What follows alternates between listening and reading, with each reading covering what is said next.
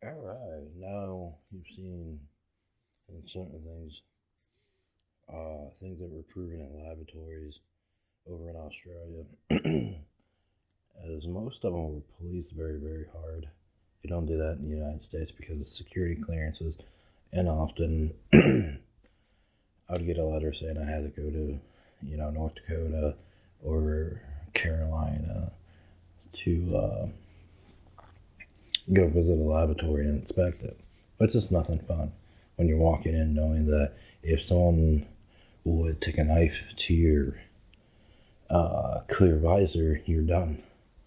Working with botulism and all kinds of hazards, acids out of batteries and stuff. I seen a lab technician at one time, not to get off the subject, but one time just drop a drop of acid on her boot and went right through. And the guy next to him was working on sickle cell red, which is a sore throat disease mixed with about 6 other diseases to make it an airborne problem. As the guy turned around, and the few drops of sickle cell he had, he hit the floor and the glass broke. Now it's considered airborne.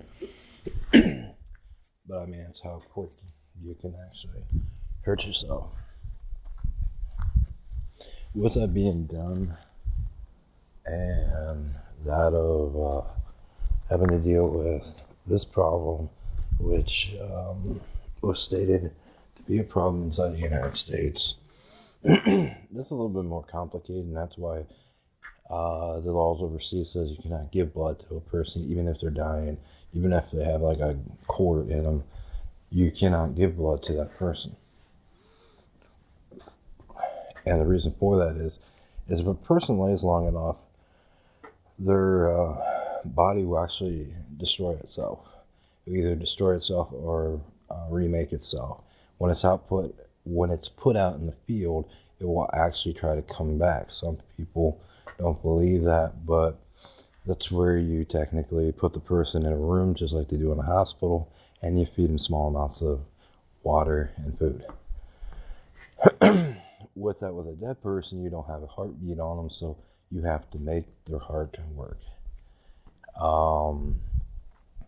The first thing they will do is blow up and turn red out all their eyes, and even their skin might even go red. But with the current problem with this is where HIV really took off back in 1940.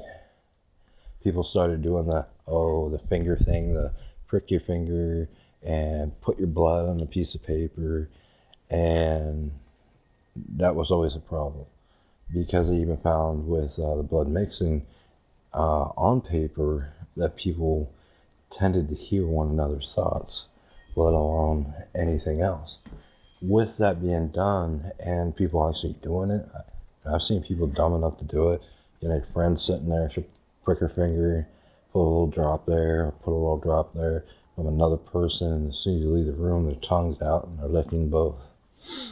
It doesn't take much, as that is only technically temporary in the sense of how long, but not very how good it will work. That's why when you donate blood to the Red Cross, you shouldn't, because you're going to start to hear things and all this.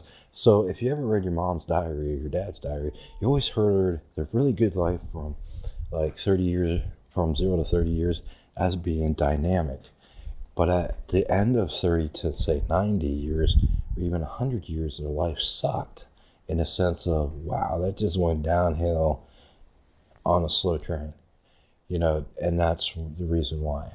Some people can't get ahead in life because the people can't hear your thoughts. They can't make money off your thoughts. So ads and marketing took a new toll on itself. So when you go into a hospital and they want a little vial of blood to see if you got all these diseases, unlikely you're going to have these diseases, as they're very, very, very microscopic. And it's hard to bring a microscopic little, like you might have particular bacteria,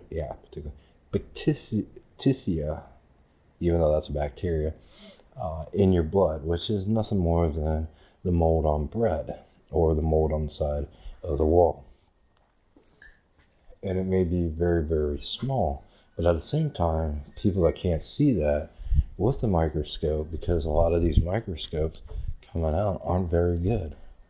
As soon as you put heat to them, they may reactivate, and then all of a sudden you got bacteria poisoning. But if you stick it in a freezer or live in a freezer like I did, as a lab technician, you realize, in a sense of cool air and roughly about 47 degrees, it does go dormant. So how would you get that out of their blood? You definitely want to put it through a cotton swab filter. And that's what I'm talking about when they start taking blood through a machine and cleaning it.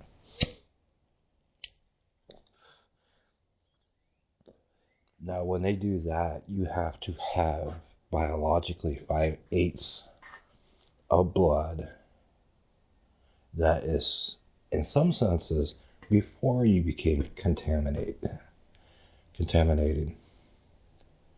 So if you got 3 quarts of blood and you did a blood drop, as I call it, in February, and it's sitting in the cooler at the Red Cross, and it's not touched by anyone else, and you need blood because all of a sudden you got bacteria poisoning, or too much bacteria in your body, and you take a bag of blood and you just simply hang it up, put an IV in, roughly down upside of their bicep vein.